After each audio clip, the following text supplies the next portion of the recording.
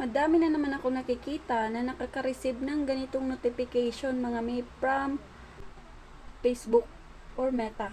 Yes mga mi, halos lahat for set up na yung ads on Reels and in-stream ads. Pero, hindi yan maklik. Hindi nyo yan ma-set up. Kasi, hindi na siya available to set up. Oo nga, malalagay na siya dun sa available to set up nyo. Pero pag clinic nyo yan, di nyo na siya masi-set up.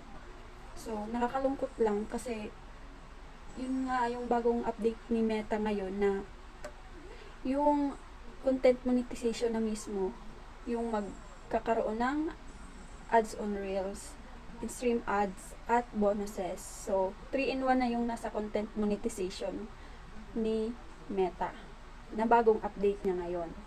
Meron kang ads on Reels, in-stream ads, hindi na yan magiging available pag umabot na ng August 31 ngayong 2025. Yun yung bagong update ni Meta. Kaya, congratulations man kung available na yung content monetization mo. Pakishare naman po kung may natutunan kayo. Please follow for more.